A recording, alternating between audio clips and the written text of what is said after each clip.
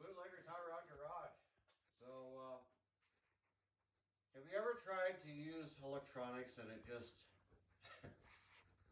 it makes you so mad you just want to hit it with a hammer?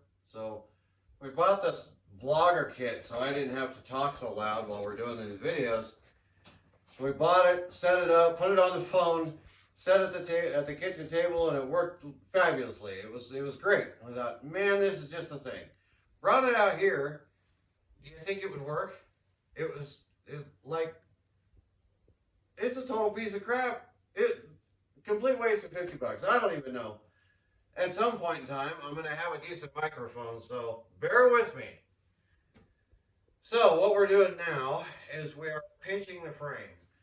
And I've already pinched this side so I can kind of show you what I'm talking about with this. So what we're doing is we're pinching the frame to 36 inches so we can channel that body to sit over the frame. And the reason that we have to pinch the frame is because of the structure underneath the car, underneath the body itself, is the strong point of that body.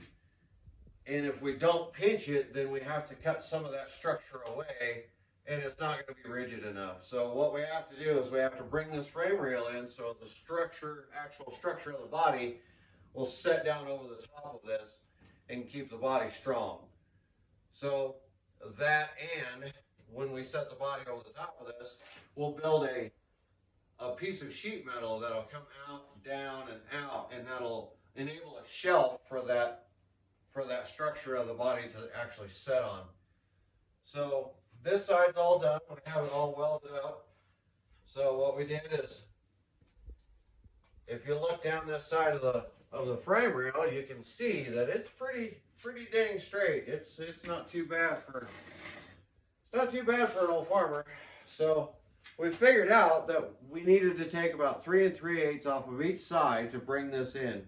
So there's my reference mark there, and my other reference mark is over here on this side. So if you look in comparison to the other side, you can really see how far it kind of runs off towards Jones' place.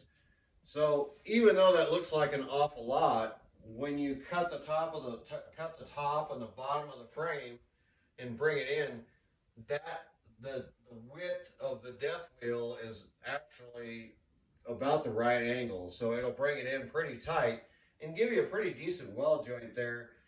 So it seems. So that's what we're going to go with. And yeah, the next step in this process is we'll cut us a piece of tube, square tubing, and we'll use this hole, and there's another hole here underneath the cross member, and we'll bolt that in. Give this side of the frame rail a lot of strength, so when we pull this in, we know we're not pulling this side at all. And then we'll just square it off with a tape measure, and we'll just square it to a known reference, which is this cross member, and measuring it from the front cross member back, it's about a 1/16 of an inch off, which is that's close enough that it's not going to make the body wonky or want to dog track or anything like that, and it's well within limits of being able to adjust it with the rear end and the front end. So once we pull this in, we'll double check those measurements, and we'll hold that position so it's square, and then we'll weld it in as it's held. So all I did here was I just drilled a hole and bolted it back to that rear cross member. The gussets are here on the floor. We'll weld those back in. We'll bolt them back in, and then later we'll weld them after we've decided whether or not we're going to keep this rear cross member. Still not real sure on that because our ride height is going to be kind of tight to get this car as low as we want to make it. So yeah, that's kind of where we're at. We're gonna after we pinch it all together, we'll take that rear end, the stock rear end, and we'll weld up some brackets here, and we're gonna use these.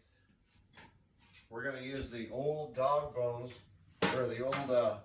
We're gonna use these old triangular links that came in here on an angle like this, and we're going to straighten these out so they'll run to the chassis like so and be attached to the axle.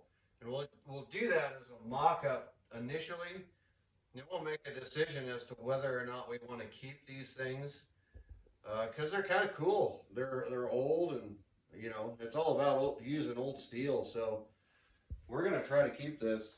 So I think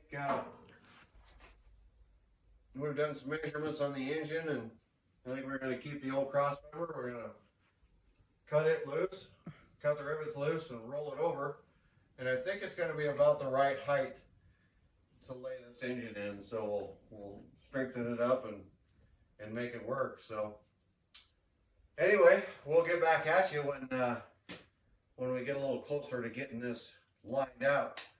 So I hope this helped you out a little bit. We'll catch you later.